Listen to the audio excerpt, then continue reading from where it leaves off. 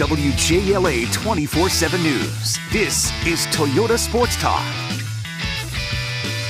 All right, we're back here with Adam Zielonka of the Washington Times. He covers all things DC sports for that paper. You can follow him on Twitter at, Adam Zielonka, all one word? Adam_Zielonka. Adam_Zielonka. I got the underscore working in my favor as well. Just gives it a little bit. It's like the meme on the internet right now where it's Winnie the Pooh basic, just all one word, and then you add that underscore, and all of a sudden you look like swag. The Winnie the Pooh meme? Yeah. Oh, yeah. Go fancy yourself up a little bit. Exactly. Got to add a little bit of juice to make it look good. So we are just – that's where our conversations are going nowadays because we're sitting here without sports in our life. And thankfully, you and I both have our jobs right now. We're able to put out great content right now. How are you feeling with everything that's been going on with coronavirus and all these social distance practices and quarantines and whatnot? It's going all right for me right now, Chip. Thanks for asking. I'm happy, I'm healthy, I'm employed. There's a lot of blessings you need to be thankful for in life. And things could be better, but things could be a lot worse. And it's a scary time around the country, around the world. So we just got to make do with what we can, but social distancing is so important. So here we are on Zoom. Zoom's where I've done so much of my work in the last couple of weeks. I'm sure the same for you. Yes. And this is also as fancy as I've probably dressed up in the last 3 weeks. My collared flannel shirt because I have to be on TV. Yeah. I noticed when we were talking to Nicholas Backstrom yesterday, and we'll get to that in just a second, that you got to really see who was embracing the social distancing. We saw Rob Carlin. My goodness, that beard was sensational.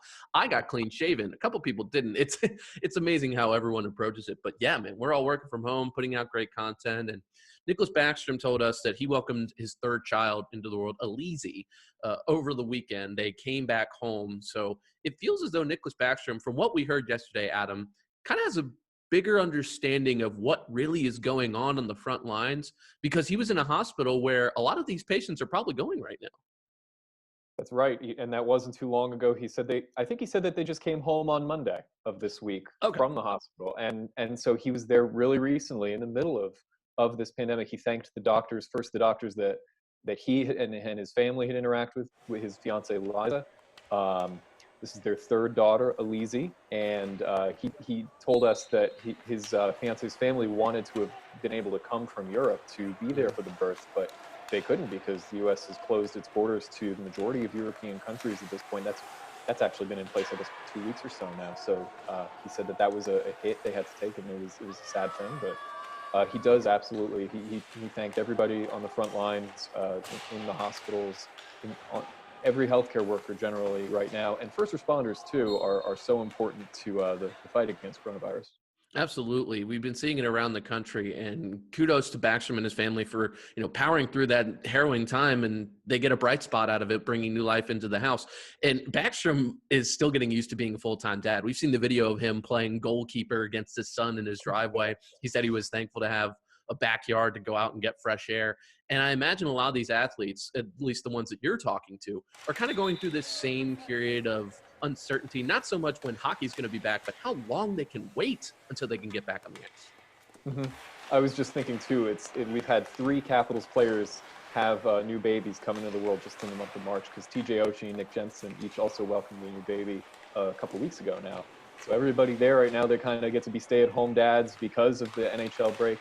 But you're right, everybody who we've been able to actually talk to, it's been a mixture of, a little bit of not so much impatience, not to speak for any other people. In fact, I'm probably just speaking for myself. That's okay. And telling on myself of how impatient it can get sometimes. I'm with you, man. To come back, But there's that. There's people who are at least able to work out at home gyms if they have it. I think that's something that Alex Yvette said last week when we were able to speak with him. And even a week or two ago now, there were the Bryce Hall and Bryce Perkins from the University of Virginia.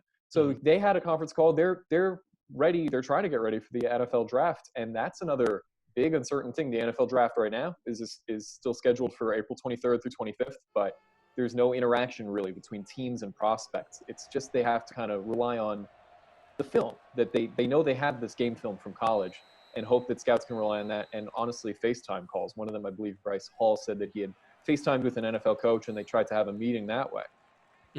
Fascinating. And I read somewhere too that on the front office side of things, when we get closer to draft day, they can't have more than 10 people in a room. So if they're trying to go through the war room and get their guy, they could be potentially doing Zoom conference calls. This lead up to the NFL draft, I think, is going to be the most fascinating we've seen for any NFL draft in our collective years of living and the older generation, really. This is unprecedented for so many reasons. But right now, the NFL is a bit of a lightning rod in a good sense of seeing how normalcy can play out in these uncertain times.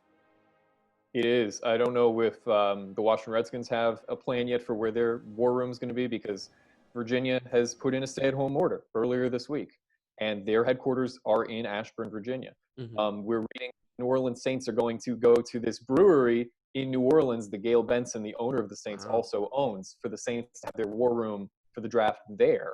And New Orleans is becoming one of those hotspots in the country, obviously, as well. The New York, New Jersey area, very inconvenience is such the wrong word, because it's so much more than inconvenience. Thousands of people in this country are starting to die.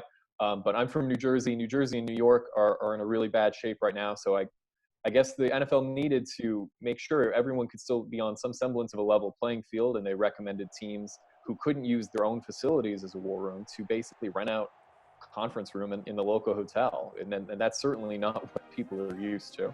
And in another sense, this might be a situation where teams are not going to overthink who they pick in selection number 80, number 90 overall, because they are physically unable to overthink it because they don't have too much information on their hands. They didn't meet with the top 30 meetings. It's going to be, you're right, really fascinating to see how this plays out. It's unprecedented.